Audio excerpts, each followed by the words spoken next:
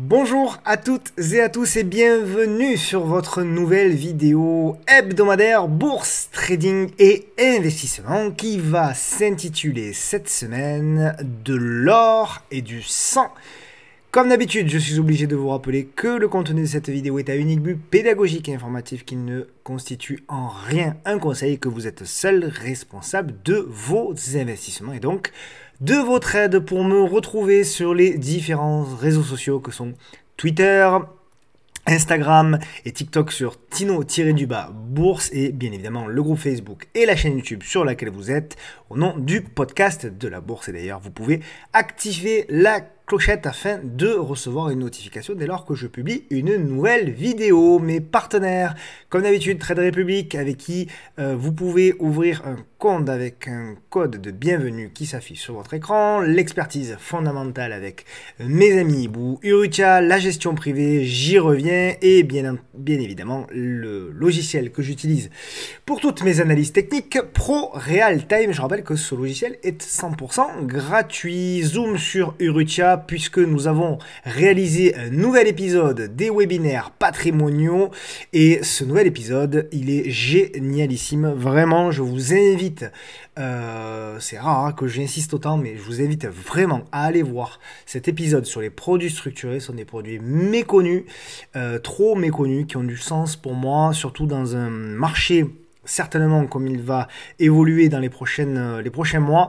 Je pense que aller voir comment fonctionnent les produits structurés peut avoir du sens. Je vous mettrai bien évidemment le lien, vous pouvez le retrouver sur les différentes vidéos de la chaîne. Voilà, on attaque avec le programme donc de cette vidéo, de l'or et du sang. On attaque avec un programme très chargé. Évidemment, on verra le CAC 40 et on parlera du CAC 40, mais on parlera également bien sûr des actions avec LVMH. On fera un zoom d'ailleurs sur LVMH, ça a été très drôle cette semaine. Dassault Systèmes, FDJ, Française des Jeux, ST Micro, Sartorius qui a beaucoup baissé, Novacite qu'on avait proposé à l'achat il y a quelques semaines, qui a bien carburé, Rémi Cointreau qui est sur une zone un peu compliquée, Xmark a une configuration intéressante, Pernod Ricard, CGG, Ramé, Renault également qui s'est replié, on en avait parlé, Worldline qui souffre de plus en plus, mais DSL, la petite biotech du Sud qui a bien progressé, Bastide Le Confort, Airbus, Valourec qui est également en léger repli, Orpea, De Richebourg, GTT, Ubisoft qui tient bien, ASML Holding qui s'est replié, Excel Technologies qui s'est bien cassé la gueule, Vicat, Sanofi, Altarea qui a une jolie config, et puis on partira aux États-Unis avec des mastodontes, Tesla, Apple, et bien évidemment je m'en excuse, j'ai complètement voilà, moi j'ai un petit cerveau, j'ai complètement oublié Nike la semaine dernière, mais comme promis, vous avez promis de faire un récap, je vais essayer cette fois-ci de ne pas l'oublier, parce que là, évidemment, on n'a pas fini de se foutre de moi si j'oublie à nouveau cette semaine, et on terminera bien évidemment par le titre à suivre, qui est un titre à suivre, je dirais même pas tant pour les prochaines semaines, mais je dirais peut-être les prochains mois, voire peut-être les prochaines années. Un titre que vous connaissez tous et qui, je pense, va vous intéresser. Voilà, comme d'habitude, merci mille fois, évidemment, hein, pour vos différents messages, vos différents... Hop, je me mets directement, voilà. Vos différents messages, vos différents soutiens. Je sais que voilà, vous faites, beaucoup d'entre vous font l'effort de laisser un commentaire, ça m'aide beaucoup, surtout à me donner de l'énergie, parce que voilà, il y a des fois, on a un peu moins envie le vendredi de faire une vidéo, pour diverses raisons, des fois on est fatigué, des fois on n'a pas envie, des fois on n'a pas, on va dire, d'imagination et de créativité pour pouvoir la faire, mais voilà, à chaque fois je regarde les commentaires que vous me laissez et croyez-moi, c'est ce qui me donne l'énergie pour pouvoir commencer semaine après semaine depuis des années et des années. Donc voilà, j'espère que ça va continuer longtemps. Il y a encore beaucoup de choses. Vous avez vu encore une fois le dernier webinaire patrimonial. Passionnant, mais c'est des dizaines d'heures de préparation, hein, pour un webinaire d'une heure et demie comme ça. Voilà, l'objectif c'est toujours la même chose, c'est de vulgariser, de faire de la pédagogie pour que, en fait, au bout du bout, vous puissiez vous-même prendre vos propres décisions en toute connaissance de cause, sans biais des uns ou des autres. Et voilà, c'est dans l'intérêt, je pense, de l'éducation financière, hein, de manière en générale. On essaye d'y contribuer à notre petite hauteur pour que, encore une fois, chacun puisse prendre ses propres décisions. Donc merci beaucoup pour ça, merci encore, j'insiste, pour vos commentaires, pour vos likes, pour vos messages. Merci de me donner autant de force et autant de confiance. Allez, on attaque avec, eh bien, évidemment, le CAC 40. Donc, avant d'attaquer sur l'analyse directement du CAC 40, deux mots, hein, évidemment, sur le contexte actuel, qui est bien évidemment en lien avec le titre de la vidéo, de l'or et du sang. De l'or parce que, bien évidemment, on le voit, la progression des matières premières, des métaux précieux surtout, de l'or et du silver et de l'argent qui ont évidemment été exceptionnels. Preuve que, évidemment, on a un petit peu des craintes, quelques craintes, hein, bien évidemment. On a des indices mondiaux qui se sont quand même globalement un petit peu repliés. Alors à ce stade, ça ne reste que de la consolidation, que de la correction, du zigzag en légère correction. Ce zigzag, on en avait un petit peu parlé, hein, on l'avait dessiné il y a déjà 2-3 semaines, ça peut durer. Maintenant, lorsque l'on voit effectivement, lorsqu'on regarde un petit peu d'où on vient, finalement, cette correction, elle est saine, hein, je dirais, elle est saine, et il ne faut pas encore parler de retournement baissier de long terme, etc., etc. On n'en est pas là.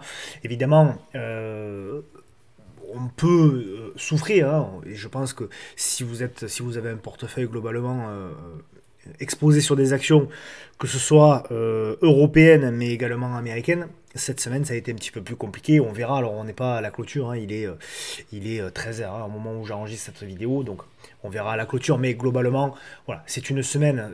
Je dirais même que depuis fin mars, hein, globalement, ça fait un mois que le CAC ne fait plus rien. On revient sur les niveaux de février.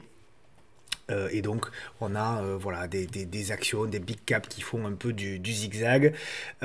Évidemment, les craintes sont nombreuses. La semaine dernière, je parlais de, entre guillemets, de haute trahison, notamment parce que, évidemment, la Fed et Monsieur Powell, d'ailleurs, qui a parlé, je sais plus, c'était mardi, je crois, mardi ou mercredi, qui commence lui aussi un petit peu, on a l'impression, à rétro-pédaler. C'est-à-dire que l'année dernière, on avait espoir qu'il pivote en mars. Là, évidemment, ça n'a pas été le cas. Et bon, il était un petit peu, on va dire, globalement considéré et acquis qu'il pivoterait en juin, au mois de juin. Et puis, c'est vrai que là, le dernier discours de M. Powell, quand même, il est assez inquiétant. On se demande même, finalement, s'il va vraiment pivoter en juin, voire même en septembre, voire même s'ils vont pivoter cette année. Évidemment, l'inflation, notamment aux États-Unis, rebondit. C'est moins le cas, quand même, en Europe. Je ne sais pas si c'est une bonne nouvelle d'ailleurs, parce que ça veut surtout dire qu'on ne consomme pas beaucoup. Mais bon, qu'importe. En tout cas, aujourd'hui, il y a quand même tout ça qui fait que si on ajoute évidemment, là aussi c'est le titre avec de l'or et du sang, si on ajoute le contexte géopolitique qui, voilà, on le voit, est plus ou moins bien maîtrisé par les différents partis, eh bien, voilà, on comprend finalement, hein, c'est assez logique qu'on ait un marché qui zigzague et qui hésite à continuer. Alors, ça ne veut pas dire qu'à un moment donné, voilà, si ça se calme, il ne va pas repartir à la hausse, mais en tout cas, au moment où on se parle, c'est un peu plus compliqué. Le mois d'avril, normalement, est un mois plutôt favorable, surtout sur la deuxième quinzaine. Ça tombe bien, on y est, mais à ce stade, eh bien, on voit que le marché galère quand même un petit peu. Le Nasdaq a perdu, je crois, 1000 points depuis ses plus hauts. Le CAC a baissé jusqu'à, entre le plus haut et le plus bas, jusqu'à 4%. Donc ça reste très raisonnable, hein. Il ne faut pas parler de crash, il ne faut pas parler de retournement baissier majeur, etc. Hein. Moi, de toute façon, bon, vous l'avez dit, hein, pour moi, il y a cette oblique en haut ici à aller retester. Puis ensuite, on verra. Pour moi, tant qu'on reste au-dessus des 7007, 7007, 7750, toute cette zone-là, ça restera des opportunités d'achat. Je pense que la moyenne mobile à 200, certainement, va commencer à venir monter, etc. Et donc, globalement, hein, toute cette zone, pour moi, sera une zone où les investisseurs de moyen terme, hein, moyen et peut-être même long terme, recommenceront à y trouver des intérêts d'achat. Même ici, c'est toute la question, on me pose souvent la question, d'ailleurs cette semaine on me l'a reposé, dès que le marché baisse un peu, on me pose une question que je comprends tout à fait, hein, qui est légitime, c'est est-ce que c'est le moment d'acheter? La problématique, c'est que moi, vous le savez, je me mouille systématiquement, je m'en fous, je dis des bêtises toute la journée, donc je suis pas à ça près. Donc je me mouille et je donne mon avis très concrètement. Mais à cette question-là, la problématique, c'est que la question est trop incomplète. Est-ce que c'est le moment d'acheter? Peut-être, mais ça dépend de votre profil. Est-ce que vous avez un profil court terme? Est-ce que vous voulez acheter pour jouer du rebond technique pour aller chercher les 8002? Dans ce cas-là, pourquoi pas? Est-ce que vous avez un profil moyen terme? Et à ce moment-là, c'est pour jouer peut-être 1 ou 2 ans d'investissement. Dans ce cas-là, je suis un petit peu moins certain. Et est-ce que vous avez un profil long terme? On dira à horizon 5 ans. Et là, c'est pareil. Investir ici à horizon 5 ans, je ne suis pas persuadé que ce soit une opportunité fabuleuse. Donc, ces premières questions, quel est votre profil? Est-ce que c'est un profil court terme, moyen terme, long terme? Ça, c'est la première question. La deuxième question, c'est évidemment sur quel secteur? Parce que est-ce que c'est le moment d'acheter? Peut-être, mais ça dépend quel secteur. Est-ce que vous voulez investir sur, je sais pas, la tech, le secteur pétrole et gaz? Est-ce que vous voulez investir sur le secteur bancaire? Et en fonction des réponses, bien évidemment que les perspectives sont totalement différentes, d'accord? Donc ça aussi, c'est très important. Et enfin, quelle est votre stratégie? C'est-à-dire, est-ce que vous voulez acheter avec un stop court et puis vous voulez jouer du rebond technique, ou est-ce que vous voulez accumuler en plusieurs fois? Et on le verra dans cette vidéo, il y a des titres où je vais vous proposer des zones qui peuvent être intéressantes, mais c'est des horizons un peu plus moyen long terme. J'essaye toujours dans ces vidéos-là de faire plaisir à tout le monde, et à moi d'abord aussi, surtout, de parler également de plusieurs horizons de temps, de parler aux traders court terme comme de parler aux investisseurs à horizon 3 et 5 ans. Je crois qu'il y a de plus en plus d'investisseurs qui suivent la chaîne, c'est surtout pour ça. Mais ce que je veux dire, voilà, c'est qu'il faut déterminer à l'avance, évidemment, toutes ces réponses-là. Parce que sinon, moi, la réponse que je veux apporter à la question « Est-ce que c'est le moment d'investir ?», elle ne sera forcément pas du tout adaptée, ou probablement pas adaptée au profil que vous avez.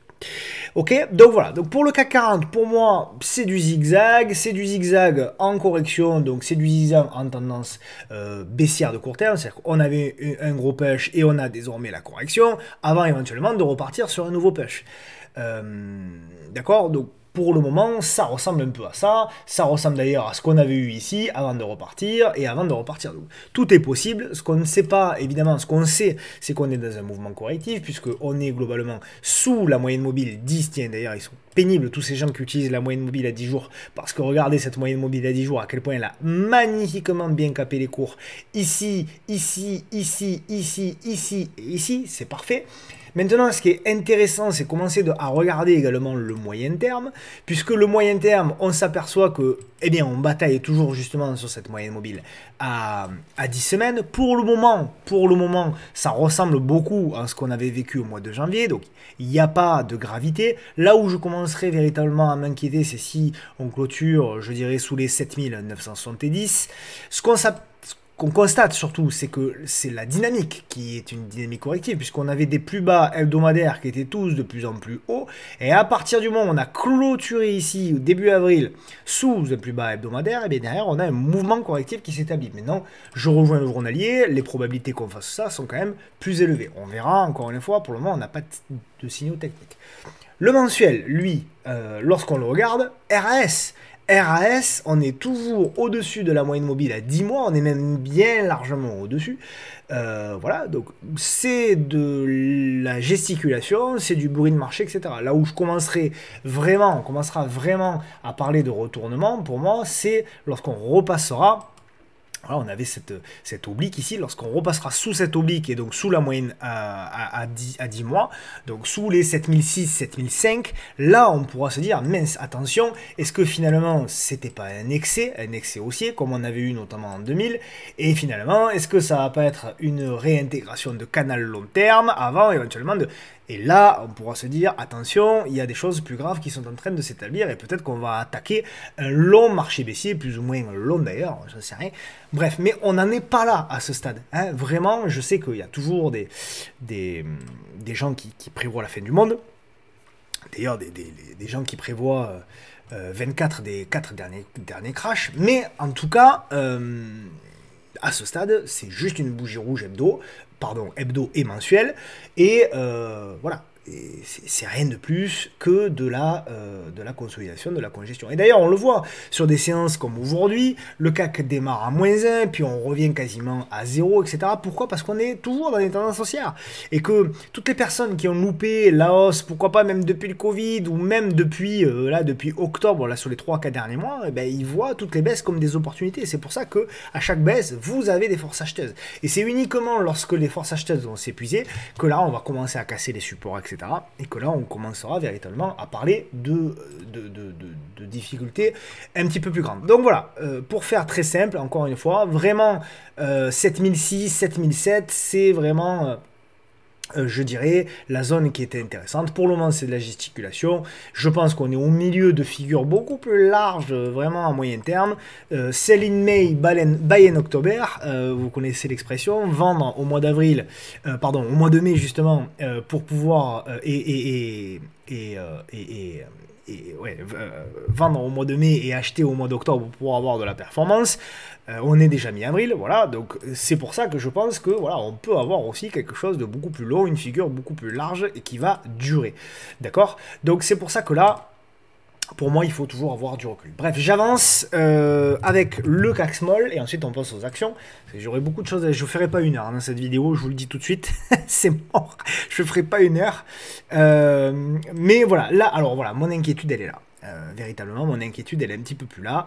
C'est sur les small. Ce qui se passe sur les small, c'est un peu inquiétant. Donc, on avait la congestion où moi, le premier, j'étais très positif et je disais, bon, moi, tant qu'on tient cette zone-là, tant qu'on tient ce support, qu'on congestionne, si on pète les 11 911, derrière, on a les small qui vont accélérer.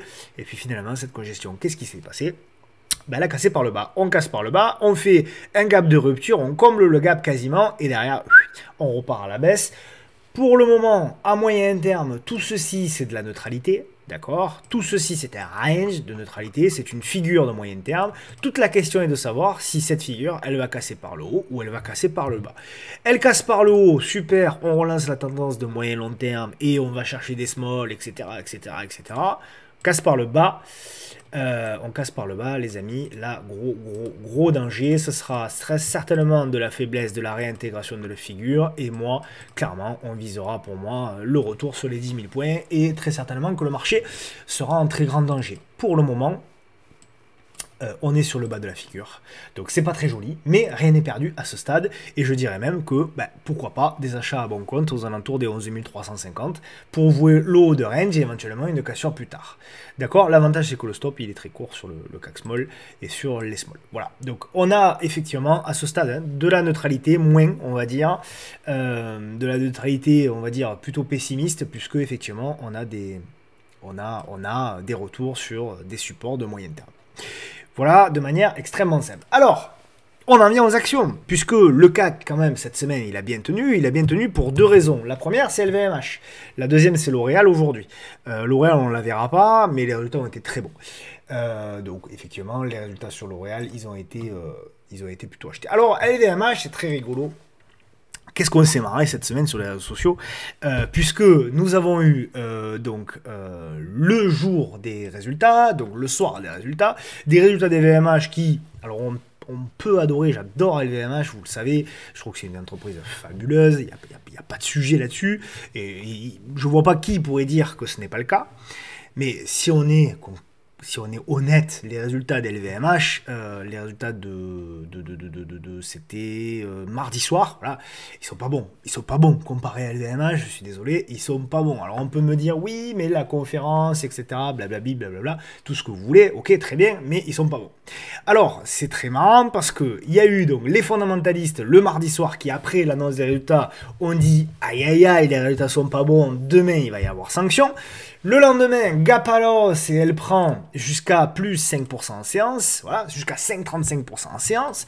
Et là, les analystes techniques disent « Ah, mais de toute façon, le fondamental, ça sert à rien puisqu'elle était revenue sur le fameux support. » Vous vous souvenez, ce support qu'on avait décrit jusqu'à toute la ligne verte. Donc, c'est normal, le fondamental ne sert à rien puisque, finalement, c'est la technique qui gagne toujours au final. Et la technique disait achat sur support pour voilà.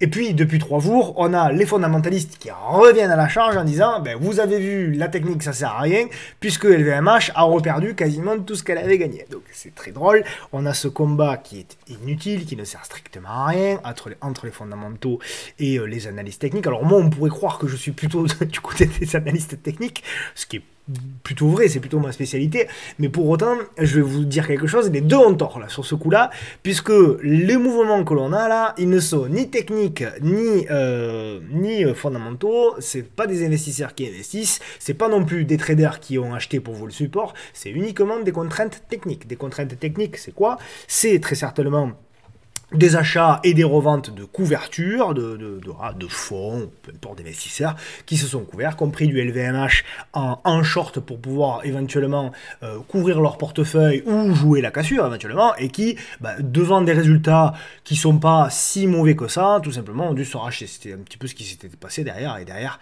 c'était sur la séance du 26 janvier. Voilà, sur les précédentes publications. Donc tout ça pour dire que là, très sincèrement, on est dans un marché où il y a beaucoup de contraintes techniques et que donc il ne faut pas tirer de conclusions hâtives. Voilà, c'est vraiment le message que je veux dire. Il faut arrêter toujours d'opposer le fondamental à la technique. Des fois, ils sont complémentaires, des fois, ils ne le sont pas. Des fois, le fondamental a raison sur du moyen terme et la technique a raison sur du court terme. Des fois, c'est le contraire. Donc, il faut arrêter ces débats-là systématiques parce que ça n'apporte rien à personne. Pour moi, c'est tout simplement du zigzag, ni plus ni moins. Ce sont des résultats moyens et donc le marché, il y a eu des contraintes techniques et puis finalement, derrière, il y a eu des prises de bénéfices parce que les résultats sont pas assez bons pour moi pour pouvoir monter beaucoup plus haut. Donc c'est de la neutralité, ce sont des résultats moyens et très certainement que voilà, on va être là aussi sur des espèces de figures sur LVMH qui vont peut-être durer beaucoup plus longtemps, d'accord? Et donc vous allez avoir du zigzag et pendant ce zigzag, eh bien, on va rigoler parce que on va avoir effectivement les fondamentalistes et les techniciens qui vont s'opposer pendant des semaines. Donc ça va être très rigolo. Un jour, c'est l'un qui va avoir raison et le lendemain, c'est l'autre. Donc, écoutez, moi, c'est très simple. LVMH, pour moi, c'est la neutralité. Éventuellement, des achats sur support à proximité des 765 jusqu'à 775. Et puis, éventuellement, si on repart à la hausse, la zone de résistance, c'est toujours la même, celle qu'on avait décrite. Alors, on avait visé jusqu'à 889, il faut s'arrêter à 885. Mais grosso modo, c'est là la résistance. Donc, cette zone-là, à proximité de l'ellipse, là, ici, peut être une zone effectivement d'accumulation si vous pensez que les résultats d'LVMH plus tard seront meilleurs. D'accord? Voilà pour LVMH, donc pas grand chose de plus à dire, si ce n'est que je voulais quand même faire un zoom, parce que c'est toujours amusant, alors il faut le prendre dans la rigolade, hein, je me moque bien évidemment de personne, mais c'était juste drôle d'observer un petit peu ces combats entre les uns et les autres. Combat où, de toute façon, on sait d'ores et déjà qu'il n'y aura pas de vainqueur. Mais en tout cas, c'est marrant, et puis ça met un peu d'animation. Tant que c'est pas méchant, et tant que c'est respectueux, c'est toujours sympa. Dassault Systèmes. Alors, Dassault Systèmes, oui, alors quelqu'un qui m'a dit, j'ai publié ce graphe sur Twitter, et quelqu'un qui m'a dit, mais je pense pas parce qu'elle a déjà beaucoup baissé. Alors la mauvaise nouvelle, c'est qu'une action qui a beaucoup baissé peut baisser encore. Ça, c'est la mauvaise nouvelle. Il peut y avoir, effectivement, vu la baisse, il peut y avoir du robot technique, mais moi j'ai deux zones. Là, je vais plutôt m'adresser dans un premier temps, en tout cas, aux investisseurs. J'ai deux zones investissement. J'ai la zone ici, donc on va dire de 32 jusqu'à 34, hein, grosso modo, toute cette zone. C'est une zone qui avait fait résistance ici en 2020, support ici 2022 et même 2023. Et je verrai bien un petit retour dans cette zone-là. Tiens, d'ailleurs, je vais me mettre une petite alerte moi aussi. Ah, ça mange pas de temps. Voilà, elle est mise. Et puis, si ça lâche, ça peut lâcher, hein, si ça lâche, en dessous, donc, la zone de 20 jusqu'à 22 euros. Donc, ce qui fait que, voilà, si vous partez du principe que vous mettez une demi-position ici et une demi-position ici, eh bien, vous faites, on va dire, la moyenne entre vos deux prix, grosso modo, et ça vous ferait, en moyenne, un prix, je dirais, aux alentours, ici, des 28,20. Hop, 28,20. Et je pense qu'avoir un prix à 28,20 sur Dassault Systèmes, peut être à moyen long terme une bonne opportunité parce que je pense que c'est voilà, une action qui finira de toute façon par retrouver un jour ou l'autre ses plus hauts historiques. C'est une très très belle action, un petit peu plus de difficulté, un petit peu, voilà, elle a été un petit peu survalorisée hein, ces dernières années, mais ça reste une très très belle société et à un moment donné, quand la croissance va revenir, là aussi, je pense que elle reviendra sur le devant de la scène. Voilà, donc une première position ici et une seconde éventuellement par là. Les traders, bah, pareil, hein, c'est la même dynamique, c'est juste que un trader, lui, il va attendre un signal technique, donc il va attendre la congestion, il va attendre la réduction de la volatilité et le signal technique, vous avez l'habitude au travers des vidéos, c'est toujours la même chose avec un stop et des objectifs en suivant. Voilà pour Dassault Systèmes. J'accélère parce qu'on est déjà à 25 minutes. Certes, je vais dépasser, mais je ne veux pas non plus faire 3 heures. FDJ, parce qu'à force, vous allez en avoir marre de moi, comme ma femme d'ailleurs. Alors, FDJ. Alors, FDJ, voilà. FDJ, pour moi, c'est dégradé. C'est dégradé, mais c'est pas encore perdu. On a une zone, alors il faut la regarder d'abord en mensuel. Bon, on avait ce support, mais vous voyez que ce support, il a fait résistance, il a été cassé, et là, il a été recassé à la baisse. Donc, je considère que pour moi, ce support, il faut le dégager. Le marché ne le voit plus. On a effectivement un gros niveau de support qui est ici. C'est le support qui avait été travaillé ici en 2020, support ici, donc résistance ici en 2020, support ici en 2022, également en octobre, on en avait parlé, souvenez-vous, avec mon point d'interrogation en 2023, et voilà, éventuellement, on pourrait y revenir. Donc il y a deux possibilités. Il y a un support court terme qui est ici. Voilà, on y est presque d'ailleurs, hein, je veux dire aux alentours des 34-40. Je vais zoomer après en unité de temps daily. Et après, il y a effectivement le support entre les 29,30 et les 31-32 euros. Ok, donc en unité de temps journalière, donc je zoome un petit peu et il y a effectivement le point de passage également avec la moyenne mobile à 200 jours. D'ailleurs, on le voit aujourd'hui, hein, il y a quand même une petite réaction. Donc pour moi, il faut attendre, il faut patienter. Et effectivement, on peut le tenter. Si on a une réduction de la volatilité par là et qu'on a à un moment donné un breakout, on pourra tenter avec là aussi une réduction éventuellement des volumes. Il y a eu des volumes en accélération, bien évidemment ici, mais si on a un affaiblissement des volumes et que ça recasse, très bien. On casse la moyenne mobile à 200 jours, on laisse tomber, il faut sortir pour le trader, il faut sortir et attendre du coup la deuxième zone qui sera la zone plus importante, la zone par là, où là se retrouveront également les investisseurs et éventuellement les traders. Ok ? Voilà les amis. STM. Alors STM, c'est pareil. STM, je vais la mettre en... voilà, je vais la mettre d'abord en hebdo. Voilà. STM, alors zone pour moi d'investissement. Hein, on y est. Sur la zone, c'est la zone que j'attendais. Voilà. Alors on peut faire une mèche basse, on peut, etc. mais c'est clairement la première zone que j'attendais. Il y en a une autre. Donc la zone hein, de 36 jusqu'à 37, hein, grosso modo, on y est, on est à 37 là, donc on peut considérer que nous y sommes. Il y en a une seconde, donc pareil, hein, un peu comme Dassault Systèmes, hein, prévoyez toujours un renfort possible, si vous pensez, moi je pense que c'est une belle société, hein, ST Micro. Le secteur des semis est un peu plus en difficulté hein, actuellement, on le sait, mais pour moi ça reviendra tôt ou tard.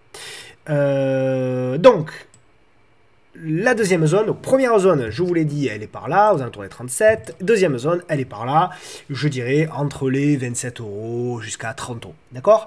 Je pense très sincèrement que c'est une action à avoir en portefeuille. Il faut la pondérer, hein, attention, hein, comme d'habitude, hein, ne mettez pas 30% de votre portefeuille de grâce sur ST Microélectronique.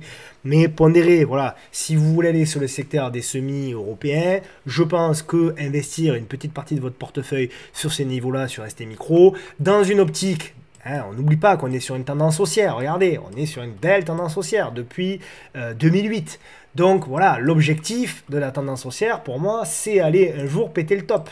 C'est un jour retourner ici. D'accord ? Donc, lorsqu'on regarde à long terme, voilà, l'objectif, c'est, je ne sais pas encore une fois ce qu'on fera, ce sera peut-être plus gros, mais l'objectif, c'est de faire quelque chose comme ça, d'accord ? Donc, investir en 2 fois et avoir un prix moyen aux alentours des 33 sur ST Micro pour viser peut-être plus tard 70, 80 euros, ça peut être intéressant, mais ça peut mettre des années. Ça va mettre d'ailleurs des années, ça peut mettre 10 ans, d'accord ? Voilà, fondamentalement, moi je trouve que ça a du sens. Mais encore une fois, on peut se tromper, et c'est la raison pour laquelle, étant donné qu'on sait qu'on peut se tromper, on pondère de manière intelligente nos positions, parce qu'on sait que si on prend, allez, 30 positions différentes sur notre portefeuille, il y en a probablement 5 ou 10 ou 15 qui vont pas avoir le rendement que l'on espère, mais à côté, on en aura peut-être 15 ou 20 qui vont avoir un rendement bien supérieur, et qui viendront compenser les mauvais élèves. D'accord? C'est comme ça qu'on fait un portefeuille, hein. C'est pas autrement, hein. D'accord? Un portefeuille de moyen long terme. Sartorius, alors c'est la déception, voilà, je ne vous cache pas, c'est la douche froide. Alors il y avait l'annonce des résultats, on l'a surveillé de près puisqu'il y avait, alors je vais la mettre en, après on tracera, je reviendrai en hebdo plus tard. On en avait parlé la semaine dernière, on fait le suivi, on avait parlé de la congestion qui était magnifique. Voilà. Et voilà, il y avait pour moi, il y avait tout, hein, c'est-à-dire qu'il y avait l'oblique, la cassure, le pullback, la congestion, la réduction, la forte réduction des volumes, il y avait tout. Mais il n'y a pas eu le signal. Il n'y a pas eu la cassure par le haut, il n'y a pas eu le déplacement des 262, etc. Et surtout, c'est ce que je vous dis, je vous répète, vidéo à travers vidéo, ne jouez pas les résultats. Bon sang de bonsoir, quelqu'un qui m'a dit, je suis bloqué sur 10, mais j'ai joué les résultats. Non, ne jouez pas les résultats. S'il y a un gap à la hausse, par de bons résultats, vous inquiétez pas, il y aura un retracement et derrière on jouera d'accord, la relance, ne prenez pas le risque. Là le problème c'est que là maintenant vous avez effectivement gap à la baisse suite aux résultats, derrière c'est compliqué.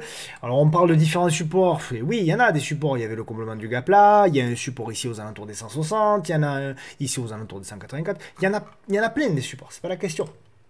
Donc on va essayer d'analyser les plus gros, on va se mettre sur une unité de temps mensuelle, on va le tracer voilà, de manière assez simple, voire simpliste, on va juste tracer notre petit niveau comme ça, donc voilà, je pense que oui, aux alentours des 176, 170, 176, il peut y avoir effectivement par là un niveau qui peut être intéressant à surveiller, voilà, pour du trading dans un premier temps. Pour du trading dans un premier temps, et puis après on verra si on a une belle congestion et que derrière on arrive à casser par le haut pour relancer quelque chose. Voilà. Mais là, à ce stade, voilà, on est au milieu de nulle part, on est au milieu du gué, au milieu du désert, comme vous voulez, et en tout cas, pour moi, je considère que voilà, ça reste baissier et la dynamique reste cassée. Ça reste une action que j'apprécie, ça reste une action voilà, qui je pense à un moment donné reviendra sur le devant de la scène, mais actuellement c'est pas le bon moment. Voilà. Donc il faut être un petit peu plus patient. Donc Alnov, oui, Novacite, alors on est content, hein, évidemment, on en avait parlé de Alnov il y a à peu près un mois. Souvenez-vous, on en avait parlé, alors je remonte à la figure, c'était une figure, voilà, c'était une figure comme ça, toujours pareil, hein, le support oblique. Donc le biseau descendant, et là on avait tout, hein, donc on avait effectivement donc, la cassure, on avait la congestion, on avait même un triple ou un quadruple top je crois, ouais on avait un triple top, pour ceux qui l'ont vu ici, alors c'était pas très liquide, hein, quand les actions pas liquides, les doubles et triple top ont un peu moins de valeur. Donc pour rappel, un double et triple top, je sais parce qu'il y a des débutants qui m'ont demandé de préciser toujours le vocabulaire technique, je reprécise, double triple top, ça veut dire que vous avez des plus hauts de bougies qui s'arrêtent pile au même endroit. Vous voyez par exemple ici, voilà, on avait deux bougies là, voilà, deux bougies qui s'arrêtaient pile au même endroit. Et souvent, c'est des niveaux donc, de résistance. Ça veut dire qu'il y a un vendeur qui se met sur ce niveau-là. Et ce qui est intéressant, c'est quand on dépasse ce niveau-là, puisque ça veut dire que le vendeur n'est plus là. Et donc, il n'y a plus de contrepartie, moins de contrepartie vendeuse. Et en général, pas toujours, mais en général, c'est là où on a des accélérations des cours. C'est très exactement ce qu'on a eu sur cette bougie-là. On avait un quadruple top. J'ai pas regardé, mais à mon avis, il n'y avait plus de volume. On va regarder ensemble. Voilà, il n'y avait plus du tout de volume. Regardez, hein, regardez ces bougies-là. Voilà, on était largement en dessous de la moyenne. Et donc, toujours le même setup, hein, je vous le présente. C'est des setups simples, il n'y a pas d'indicateur, il n'y a pas de marabout, de je sais pas quoi, de l'indicateur miracle ou je sais pas quoi. C'est juste de manière très simple, c'est une congestion, un niveau de prix de résistance clairement identifié, des volumes en forte baisse. Dès qu'on break, pouf, on a une accélération. Et derrière, rendez-vous compte, quelqu'un qui a mis, donc on avait proposé cette invalidation-là, vous prenez une invalidation large, hein, ça fait 6%, alors 6% sur L9, c'est rien du tout. Et derrière, vous avez gagné jusqu'à 60%. Vous vous rendez compte un petit peu le ratio gain-risque, c'est fabuleux. Alors attention, Alnov, Novacite, c'est spéculatif, c'est soumis à news, il faut le pondérer, il faut avoir un bon money management, etc. etc. Hein, attention, ne me faites pas dire ce que j'ai pas dit. Hein. Mais voilà, on a des configurations qui sont simples. Voilà, pas besoin d'avoir 8000 indicateurs. J'ai même pas mis la moyenne mobile à 10 jours. Là, vous voyez, donc, juste un peu de volume, une identification assez claire de la réduction de la volatilité, de la réduction des volumes. Et derrière, on vous le break. Ça passe, ça passe, ça passe pas, ça passe pas. C'est aussi simple que ça. Hein. Des fois, ça passe pas, et ça passe pas, vous sortez. Vous faites sortir avec votre invalidation, vous prenez votre perte et vous remettez ça plus tard. Encore une fois, lorsque vous avez des configurations comme ça, il vous suffit d'en avoir une de bonne sur, même ici, sur 5, 6, 7 pour être rentable. D'accord ? Donc, véritablement, c'est des choses qu'il faut identifier. Je passe à Rim. Donc, pour le moment, hein, Alnov, hein, attention, on arrive sur objectif. Là, pour moi, ça vient très clair. On a d'ailleurs ici la résistance oblique. On arrive sur objectif. Là, si vous êtes rentré, vous devez alléger. Hein. D'autant que, encore une fois, c'est une action spéculative. Donc là, pour moi, c'est du rebond technique. D'accord, c'est allègement sur objectif. Fort allègement sur objectif. Vous prenez la moitié, 2 tiers, 3 quarts de vos bénéfices. Vous gardez voilà, une partie. Voilà, histoire de dire on ne sait jamais dans mon portefeuille long terme si c'est le début de machin, vous mettez un stop gain ici aux alentours des 0,56 et vous oubliez votre toute petite partie en fond de portefeuille au cas où un jour Novacite soit à 15 €, d'accord. On ne sait jamais, après tout est possible en bourse, d'accord, mais c'est tout quoi, grosso modo, honnêtement c'est tout. Tac, Xmar, donc qui m'a été proposé. Oui, alors elle est pas inintéressante. Alors, je sais plus ce qui s'était passé. J'ai complètement oublié. J'ai pas revérifié le dossier, mais il me semble qu'il y avait eu une histoire d'OPA ou je sais plus ce qui s'était passé sur cette action-là. Donc, Xmar, c'est une action belge, encore une fois. Je salue, comme d'habitude, mes amis belges qui sont. Je le sais, de plus en plus nombreux à me regarder. Ça fait très plaisir. Toujours eu beaucoup d'affection. Pour la Belgique. Alors, effectivement, hein, il y a des choses qui sont intéressantes. Et il y a ça qui est intéressant. Zone clé touchée, d'accord, avec, bon, le support oblique, comme d'habitude, hein, support oblique, blablabli, blablabla, d'accord, voilà, vous le voyez, hein, c'est assez clair, ici. Derrière, on a la congestion, d'accord, alors c'est pas hyper liquide, hein, il faut faire gaffe, bien évidemment, on a la congestion. La congestion avec une petite résistance oblique ici, ici, ici, et même ici. Derrière, on a le break et on a la congestion. Alors là, est-ce qu'on a peu de volume? Oui, on peut dire qu'on a peu de volume. Donc encore une fois, il faut regarder fondamentalement le dossier, hein, parce qu'il y a une histoire là que je n'ai plus. D'ailleurs, en commentaire, hein, vous pouvez me le préciser, ceux qui connaissent bien le dossier. Et après, ben, le signal, on l'a. Hein. Le signal, on a en cas de rupture de cette oblique ici en bleu, et voire au-dessus carrément, hein, au-dessus, pourquoi pas, du pivot. Le pivot qui se trouve aux alentours des 7,65 €. On casse les 7,65 € à la hausse. On met un stop de préférence en clôture journalière parce qu'elle peut faire des mèches. Stop à 7,30 et après, ma foi, on aura éventuellement des gaps à aller chercher. Voilà, grosso modo. Bon, même s'il y a une raison fondamentale et que du coup, voilà, ce qui est intéressant, c'est toujours pareil, c'est la pédagogie. Moi, si je fais ces vidéos, c'est surtout, avant tout, c'est pas que pour vous donner des configurations techniques, c'est surtout pour vous montrer un petit peu toute la discipline, qu'on soit investisseur ou qu'on soit trader, toute la réflexion qu'on doit avoir pour aller, in fine, à une prise de décision. Ok. Xmar, ok, Pernod Ricard. Donc Pernod Ricard, bon, elle ressemble hein, donc aux zones, hein, un peu comme ST Micro hein, pour moi. C'est... Alors moi j'ai pris une petite position long terme. Hein, voilà, j'ai pris 30%. Je veux rentrer une position complète sur Pernod Ricard. J'ai pris 35% de position sur Pernod Ricard. Je crois que j'ai eu quasiment un des points bas, je crois que j'ai eu 141, quelque chose comme ça. Bref, en tout cas, renfort en cas de la deuxième zone. Donc première zone, hein, elle est là, hein, 137 jusqu'à 143, grosso modo. Et deuxième zone pour moi, elle est ici, donc entre les 110 et les 120, hein, grosso modo. C'est des zones, encore une fois, c'est pas l'euro près, on s'en fiche. Mais même dans la zone, vous pouvez rentrer en plusieurs fois selon la taille de votre portefeuille. Voilà. Donc moi j'estime que c'est une belle valeur, j'estime surtout que c'est une tendance haussière, voilà. Et là aussi, un peu comme ST Micro, hein, moi l'objectif c'est toujours voilà, de se dire on est potentiellement dans un canal, d'accord, et donc bas de canal, on essaie d'acheter pour jouer le haut de canal. Voilà, ça marche, ça marche pas, ça marche pas. Mais en tout cas, pour moi, il faut répéter ça dans un portefeuille de moyen terme. Et puis, encore une fois, il y aura des bons élèves, il y aura de moins bons élèves, mais l'objectif, c'est qu'il y ait plus de bons élèves que de mauvais. En parlant de mauvais, en tout cas, en parlant de tendance dégradée, c'est CGG. CGG qui est évidemment une tendance très très baissière, c'est limite pour du trading, hein, c'est pas limite, c'est pour du trading. Bon, voilà, maintenant on a cassé les plus bas historiques, les plus bas de novembre 2020 en début d'année. On tente de faire quelque chose. Il y avait pour moi un petit signal au-dessus des 0,46. Ce signal, pour le moment, il a été invalidé. On réintègre. Mais, ça c'est plutôt le point négatif. Mais le point positif, parce qu'il y en a un, le point positif, c'est que oui, on a réintégré, oui, on a invalidé le signal, c'est vrai. Mais pour le moment, je dis bien pour le moment, on verra, pour le moment, on tient les supports. On tient les supports, on a le support oblique qui tient, on a le support horizontal ici qui tient.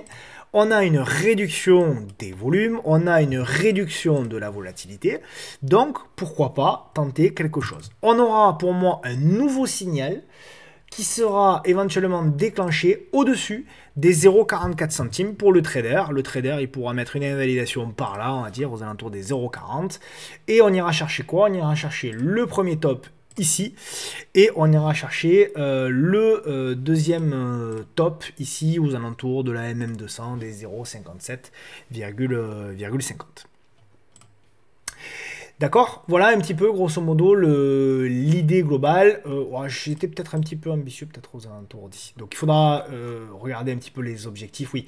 Donc vous voyez, c'est les plus hauts, les plus bas, pardon, les plus bas ici et les plus bas par là. Donc les objectifs seront par là. À affiner après, voilà, chacun détermine ses objectifs comme il l'entend. Donc pour moi, alors c'est baissier long terme, c'est baissier moyen terme, c'est neutre court terme, mais il y a de la congestion quand même qui me fait dire qu'il y a encore un tout petit peu d'espoir pour le titre CGG. Eramé, on avait identifié, hein, souvenez-vous, cette belle grosse congestion, on la suit, Eramé, ça fait un moment, donc il y a tout qui se passe bien, on a breaké, on a fait la congestion intermédiaire, on a rebreaké, on a fait une nouvelle congestion intermédiaire, et on a rebreaké, donc on tente de sauver tout ça, au-dessus des 76,20 c'est positif, l'objectif c'est d'aller chercher l'entrée de gap, puis la clôture ici, le gap baissier du 27 juillet. Donc pour le moment, moi je suis positif. Vous pouvez même commencer tranquillement à tracer vos petits supports obliques et vous dire que tant que vous êtes au-dessus de ces supports obliques-là, eh bien tout repli peut être une opportunité d'achat pour jouer la continuation haussière. À partir du moment où on tient la moyenne mobile à 200 jours et on tient un support oblique, on reste positif sur Eramé. D'accord ? Voilà, donc c'est pas mal, hein, c'est vraiment pas mal.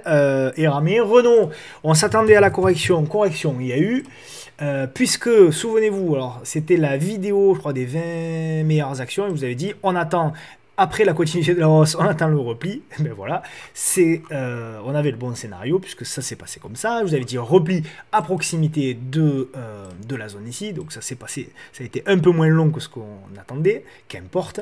En tout cas, moi je considère que oui, toute cette zone-là peut être une zone intéressante. Maintenant, il nous faut plusieurs choses. Là, on a le repli, on a le rebond technique, et il me faut la congestion. D'accord? Il me faut du zigzag. Une fois qu'on a le zigzag, il me faut la belle congestion pour pouvoir jouer le break. Et ensuite relancer. Pour le moment, ce n'est pas le cas. Pour le moment, c'est on souffle.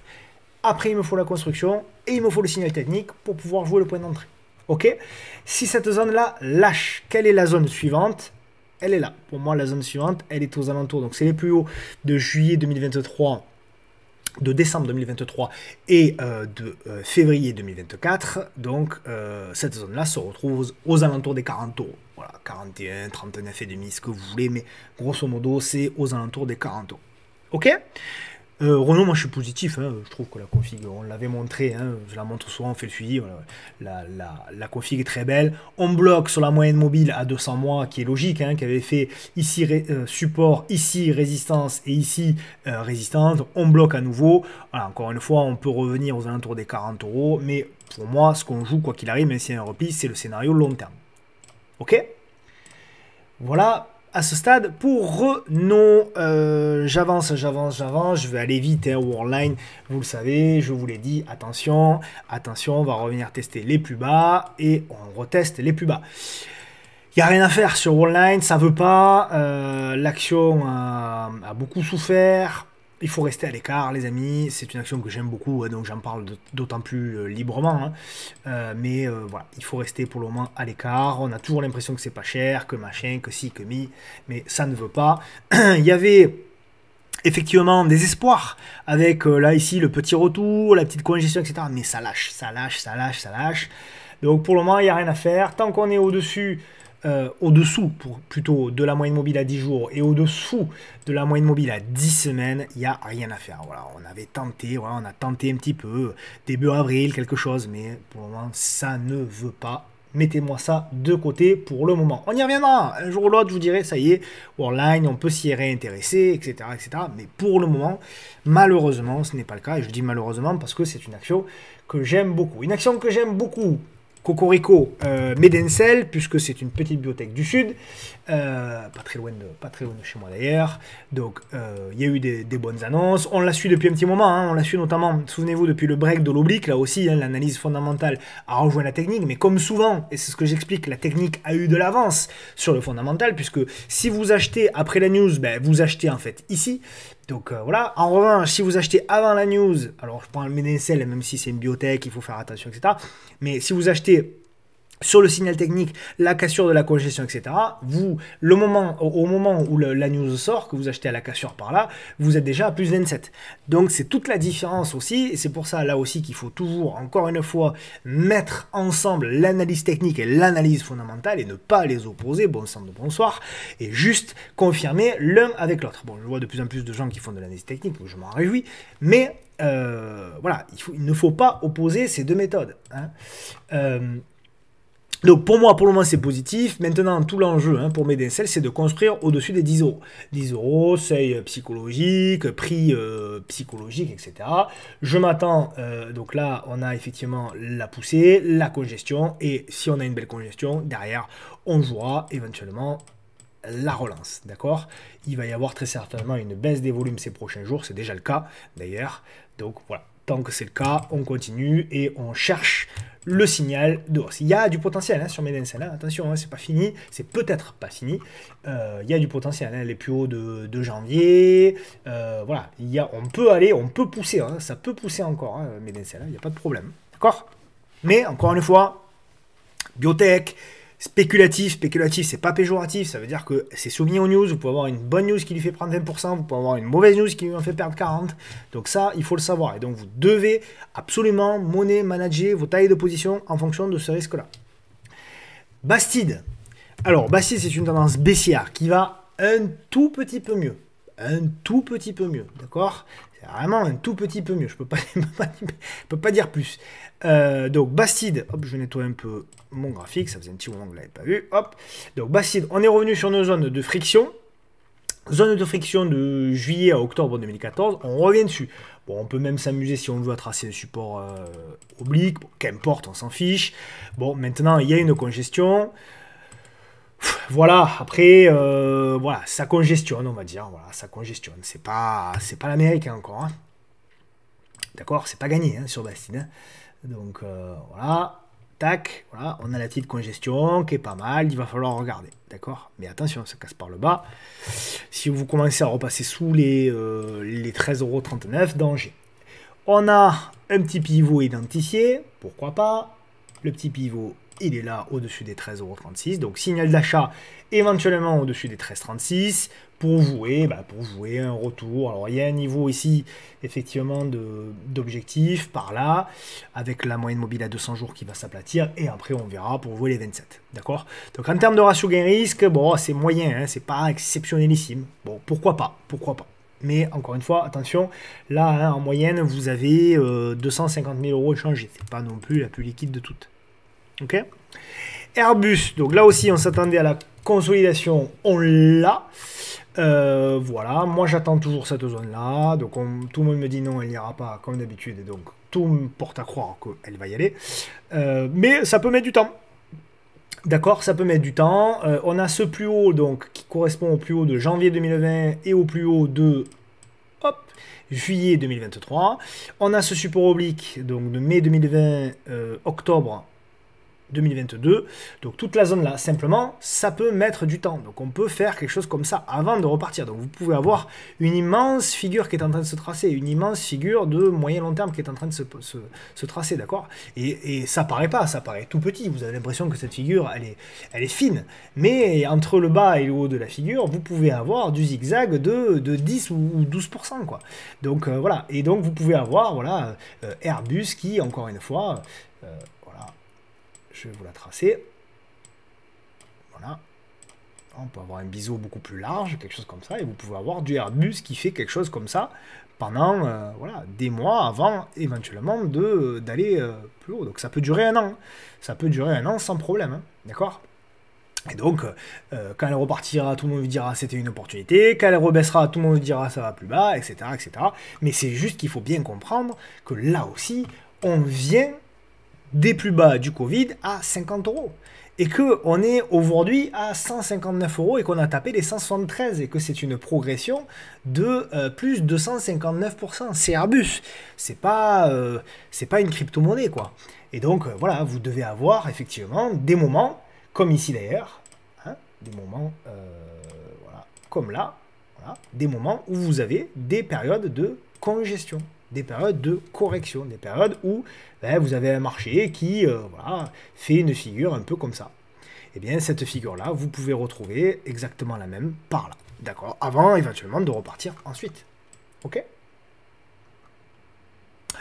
Voilà pour Airbus. Vallourec, donc qui consolide. Je suis toujours acheteur sur Vallourec, sur repli. Et vous avez dit, moi, ce que j'aimerais beaucoup, c'est le pullback. Le pullback dans la zone des 14 à 15 euros. Et hop, j'efface tout ça. On visait, souvenez-vous, dans la vidéo des 20 meilleures actions, nous visions un objectif aux alentours des 19,90 €. On l'a presque fait, pas tout à fait. On a fait un top à 18,20 €, pardon. Donc voilà, là aussi, est-ce qu'on va aller tout de suite faire le pullback? Est-ce qu'on va aller faire un dernier push avant de faire le pullback? J'en sais rien. Mais moi, là, sur ce niveau-là, je suis pas acheteur. Je suis pas acheteur et je serai acheteur uniquement plutôt si on revient sur ce niveau-là, qu'on a évidemment, à chaque fois que je dis je suis acheteur, c'est sur signal, je veux ma belle congestion, je veux mon point d'entrée, je veux ma réduction des volumes, etc., etc., etc., hein, d'accord, comme d'habitude. Donc si on revient par là, qu'on congestionne, à ce moment-là, on jouera le break, parce que pour moi, on a quand même bien retourné la tendance de moyen long terme, mais il y a encore des objectifs à aller chercher. Une tendance qui n'est pas haussière, c'est Orpea, regardez-moi ce massacre, comme c'est beau. Donc voilà, on est même sous les plus bas historiques de 2002. Donc il faut zoomer, zoomer, zoomer, zoomer, zoomer, zoomer, zoomer, zoomer, zoomer, zoomer pour avoir le graphique. Donc voilà, on est à 12 euros, 12,19 €. Bon, voilà, maintenant pour du trading. Voilà, bon, pour du trading. Éventuellement, on a une espèce de biseau descendant. Voilà, pourquoi pas, pourquoi pas. Voilà, je vous la montre, on me la demande. Hein, moi, voilà, j'estime qu'il faut éviter. Mais voilà, on avait effectivement un double top ici qui a été cassé. On fait le pullback. Voilà, pourquoi pas, pourquoi pas. Maintenant là aussi, hein, on money manage la taille de position. Si on a une congestion pour pouvoir jouer du rebond technique, d'accord. Voilà. Après, il y a des gaps à aller chercher, évidemment. Il y a des, voilà, il y a beaucoup de choses. Mais pourquoi pas, voilà, pourquoi pas pour du rebond technique. Mais encore une fois, il faut faire très attention à ce titre-là. De Richebourg, on en avait parlé, DBG. Elle est là, donc des résultats pas terribles. On revient sur l'oblique du bas. Enfin, je vais nettoyer un peu tout ça. Donc, on a bloqué sur l'oblique en rouge. Ok, on revient. Alors, je vais vous la dézoomer pour que vous la voyez bien. Voilà, donc on a ce support oblique, support oblique. Et donc, on revient à nouveau sur le même support oblique et zone de support qui est à peu près ici. Voilà, grosse zone de support, support en 2022, support en 2023, support en mars de cette année. Et on y revient dessus. Bon, c'est de la faiblesse hein, quand même. c'est de la faiblesse, donc les résultats n'ont pas été très très bons. Il y a un double top ici, donc je considère que tant qu'on ne repasse pas au-dessus des 4,24 € et de la moyenne mobile à 10 jours, je considère que c'est plutôt de la dégradation. Voilà, il faut faire attention. C'est pas perdu hein, encore hein, pour de Richebourg. On peut avoir une figure qui est beaucoup plus longue, beaucoup plus lente, avant éventuellement de casser par le haut. On lâche en revanche, si vous voyez qu'on commence à aller sous les 3,79 €, là par contre il faudra faire attention, c'est qu'on reviendra très certainement chercher la zone des 2,30 € à 2,40 €. GTT. Elle est pas si mal que ça, mais elle est pas terrible non plus. GTT, alors quand je dis à court terme, hein, bien évidemment, à long terme ça reste une très très belle valeur.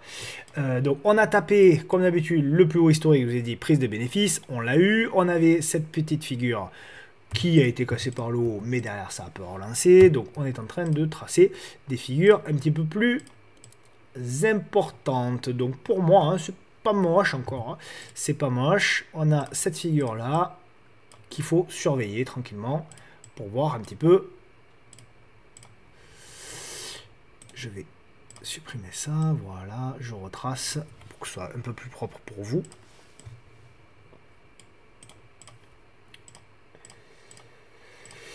Et voilà, donc pour moi, signal de relance sur GTT, si on recasse à la hausse les 143,3 €. Voilà, pour le moment c'est de la congestion, c'est pas affreux, hein, c'est pas affreux du tout, mais voilà, c'est du retest des plus hauts historiques, on peut écarter un peu la zone, voilà, le retest. On aura le signal, premier signal, je dirais, si vraiment vous voulez être très agressif, premier signal au-dessus des 140,4 €, deuxième signal au-dessus des 143 €. Le plus bas pour du trading, ce sera là. L'invalidation de moyen terme, hein, c'est si on repasse pour moi sous les 123. Et là, on pourra parler de vraiment beaucoup plus dangereux. J'accélère, parce qu'on est déjà 56 minutes. Ubisoft. Donc très bien. Ubisoft, alors très bien. À court terme, hein, là aussi on est sur une tendance baissière, il suffit de regarder le graphique avec un peu de recul pour s'en apercevoir. Mais c'est pas mal ce qu'elle tente. Donc on avait pris ici la cassure des 19,75 €. On tente, voilà, tant bien que mal, on tente de repasser au-dessus des 21,40 €. Pour moi on n'y arrive pas, mais tout porte à croire qu'on va peut-être y arriver. Là aussi on a une réduction des volumes, donc c'est plutôt assez intéressant, une petite congestion. Donc on verra si on arrive à repasser au-dessus des 21,40 €. Je vous rappelle qu'on vise l'entrée et la fermeture du gap aux alentours des 24 €, quelque chose comme ça.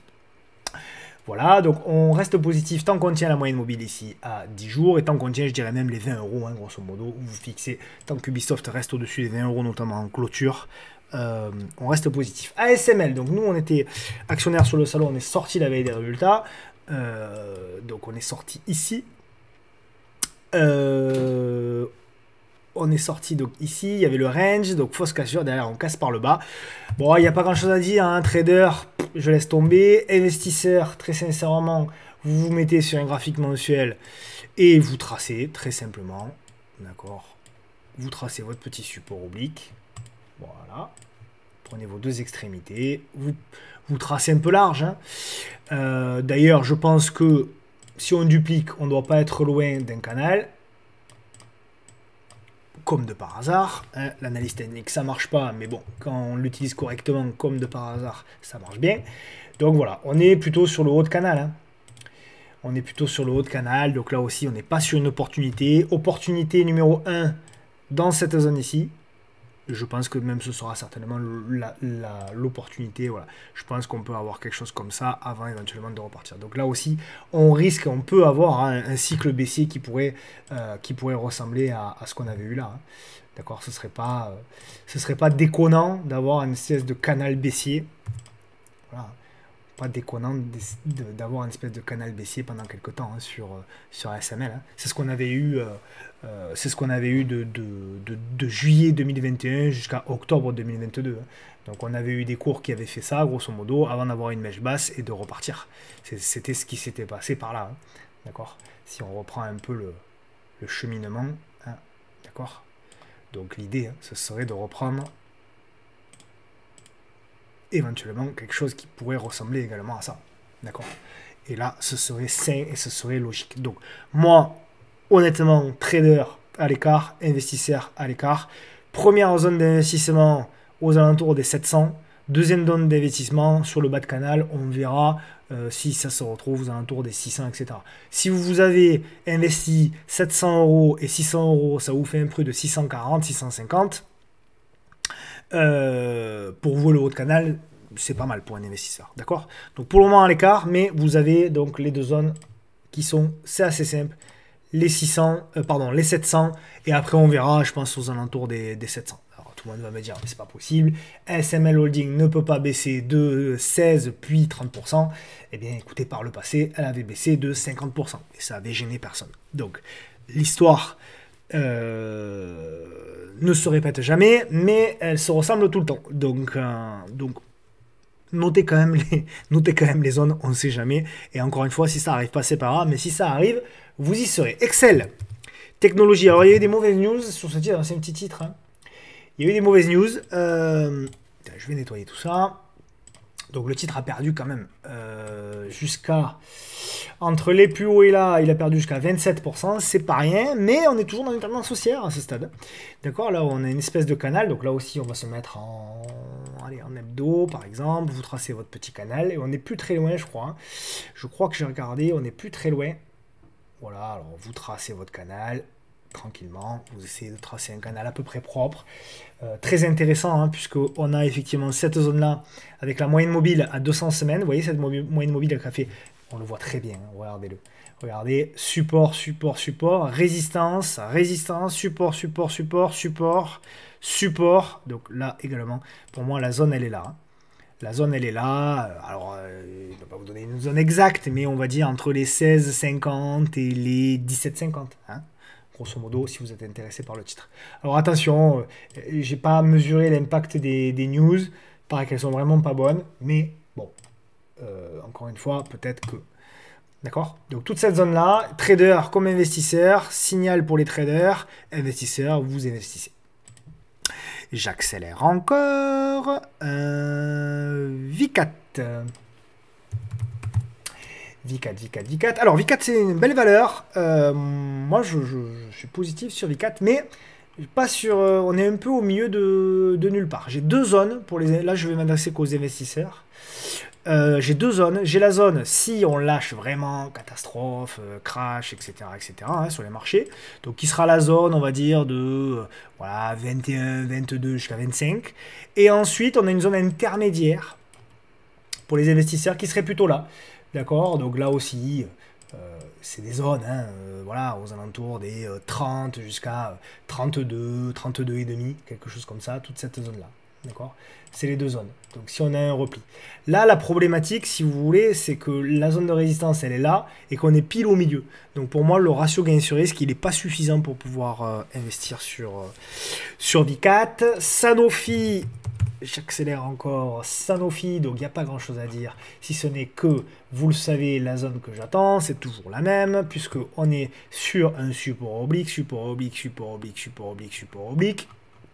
Et que donc, j'ai ma zone, voilà, j'ai ma zone avec ma petite alerte. D'ailleurs, je vais la baisser un tout petit peu.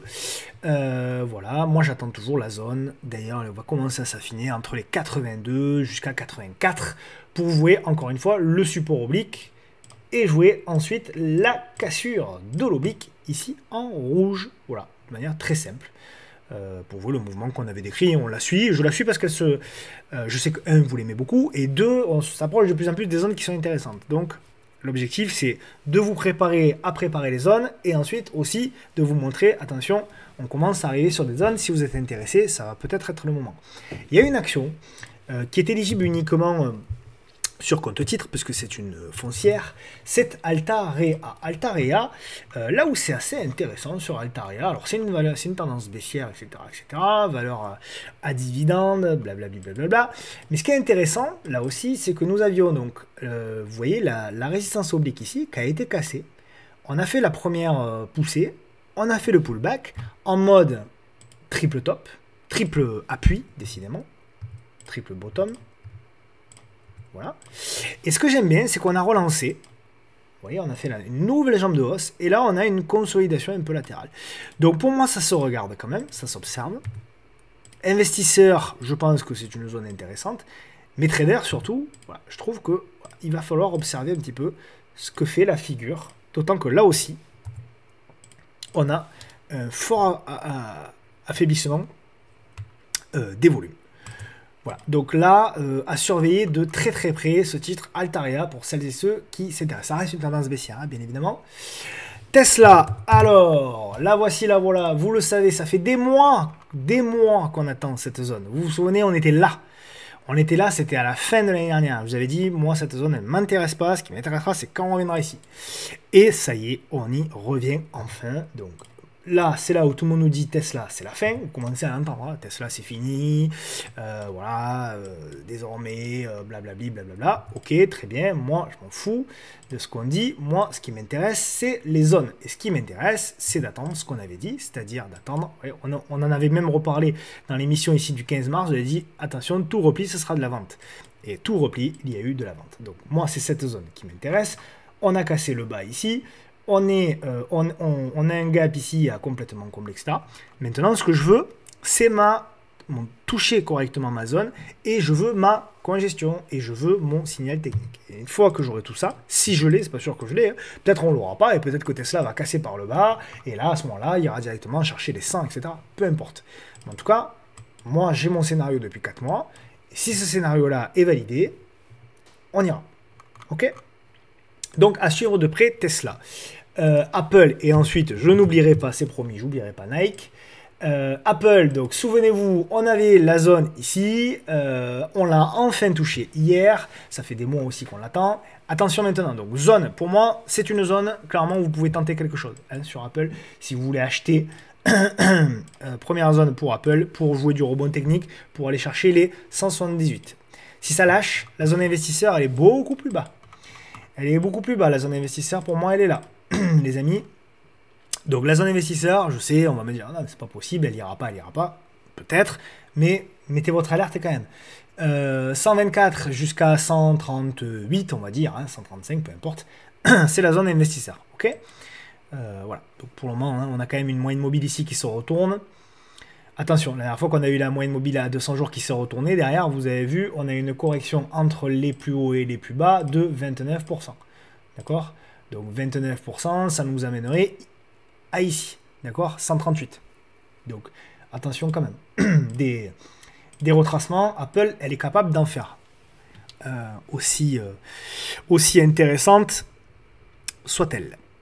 Et puis Nike, je vous l'avais promis. 1000 excuses encore pour la dernière fois. Mon petit cerveau m'a joué des tours. Nike, alors on l'avait présenté, hein, on la suit régulièrement. Bon, la zone, encore une fois, regardez un petit peu. Hein, la zone qui a fait tout son effet, quelqu'un qui a posé la zone. Eh bien, déjà, il y a eu un beau rebond technique. Ouais, il y a quand même 7-8% de rebond technique. Mais quelque chose me dit qu'on va aller faire un petit tour à nouveau en bas. Donc, pour moi, hein, toute la zone, je retiens toujours la même zone, grosso modo. Alors, il y a deux zones, pour faire clair, pour vous. Il faut toujours avoir deux zones hein, pour un investisseur, sinon après vous restez coincé et vous grillez toutes vos cartouches. Donc moi je privilégie toujours deux zones. Donc première zone ici, donc 85 jusqu'à 90 $. Deuxième zone de 65 jusqu'à 70-71 $. Ok? Voilà les amis. Et enfin le titre à suivre. Alors le titre à suivre, je vais vous surprendre. C'est ArcelorMittal. ArcelorMittal, ce qui m'intéresse, c'est le graphique mensuel.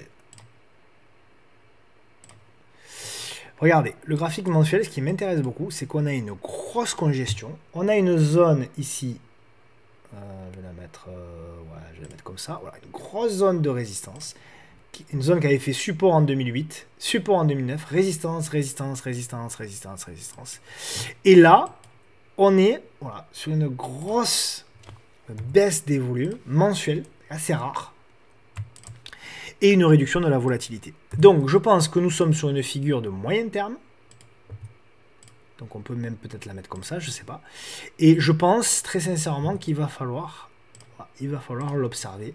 Donc, je vous la montre, c'est pas pour acheter lundi, mais c'est juste pour vous dire de la mettre dans vos watchlists, peut-être pour cet été, voire même peut-être la fin de l'année.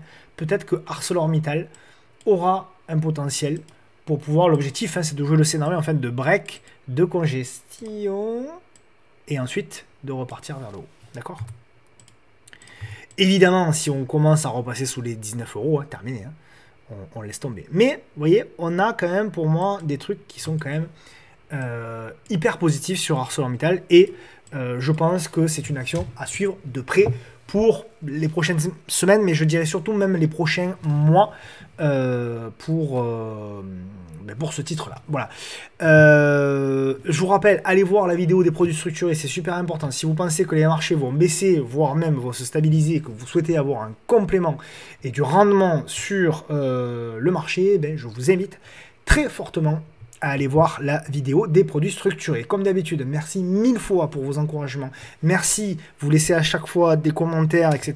Ça me fait super plaisir, ça m'aide énormément. Je ne vous demande pas grand-chose, mais franchement, laissez juste un petit commentaire de remerciement ou un complément des actions qui sont analysées, ou tout simplement les souhaits d'analyse pour des futures actions. N'hésitez pas.